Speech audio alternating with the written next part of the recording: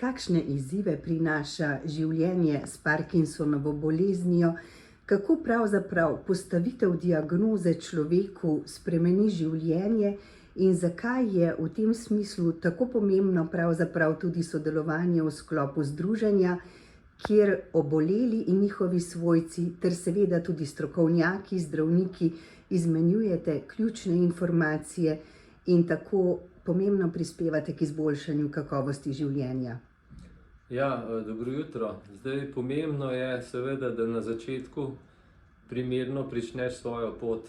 Zdaj, večinoma bi lahko rekel, vsaj ljudje, ki jih jaz poznam, se sooča z nekim zanikanjem na začetku in pa nekim pomanjkanjem pravzaprav tistih pravih informacij, ki jih takrat potrebuješ. Ker kako izgleda sploh ta dan D, če tako rečem, pri meni se je zgodil samo nekaj dni po 50. rojstnem dnevu, tako da je bilo neke vrste neposrečeno darilo za 50 Abrahama.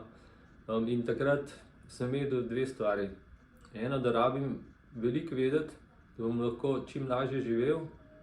Drugo pa, da ne smem zapasti v neko vsesplošno iskanje, recimo tipično po internetu, ker veliko stvari, glede na to, da je napredujoča bolezen, ne rabiš in nočeš vedeti na začetku, ampak jih postopoma sprejemaš, osvajaš, se postopoma opolnomočiš. In z tega vidika je zelo pomembno, da bi bil že na začetku nekako informiran, kaj oziroma kdo ti lahko pri tem pomaga. Pri nas je sigurno to Trepetlika, društvo oseb s Parkinsonovo boleznijo, kjer imamo skoraj 1400 članov, se pravi tudi celo kupico ljudi, ki so pripravljeni povedati, deliti izkušnje, dobre, slabe in ti s tem pomagati premagovati tiste prve težke dni. Pri meni moram reči, da niso bili, ker sem nekako zavestno porinil še malo na stran. Recimo, če vam povem iz klinike, kjer so mi postavili diagnozo, sem odšel v eno znano ljubljansko restavracijo in sem si privoščil kosilo in sem rekel, bom kasneje o tem razmišljal. Je pa res, da pol kasneje je pa težka, ko se začneš spraševati na začetku zakaj, pa ravno meni in podobno, ne.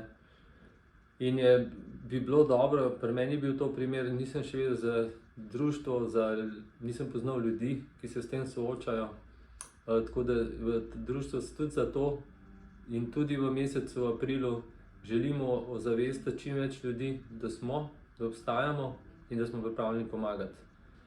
Izzivov je pa veliko, recimo tipično je, da v neki dosti zgodnji fazi, ko zdravila sicer še zelo lepo delajo in to lahko traja mnogo let, da se ne bi kdo prestrašil, da si pa vseeno zjutraj počasen, da rabiš drugače planiran dan, da rabiš tudi ljudi okrog sebe, ki vedo, se pravi, da jim moraš tudi povedati, da se soočaš s tem, ker ja, smo počasnejši, smo še zmeraj fajn, če rečem v narekovaju, ampak moramo pa malo drugače splanirati stvari, ker radi zamujamo, vsaj jaz.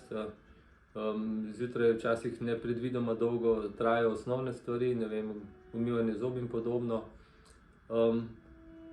Je pa važno, no, da v nekem momentu se odločiš, da ni važno, zakaj si dobil, ampak da si soočen s to boleznijo in da poskušaš živeti z njo, ne zanikati in imeti vsak dan čim boljši, kar se pa lepo da, ne. Jaz tudi zato imam rad pozitivne stvari, ne, in tale majčka je taka zanimivost, ne, za danes oblekel. Je pa v takem smislu nekam napisano, ne. Ena svetla oseba, Tomaž, je avtor in je nekako takole, ne. A veš, da tudi ti si lahko mornar, če zaupaš oziroma verjameš v svojo stvar. In moraš verjeti, da navkljub Parkinsonu se da zelo lepo živeti in veliko ljudi dobrih, ki si delijo s tabo to pot in konec koncev to pomaga in šteje.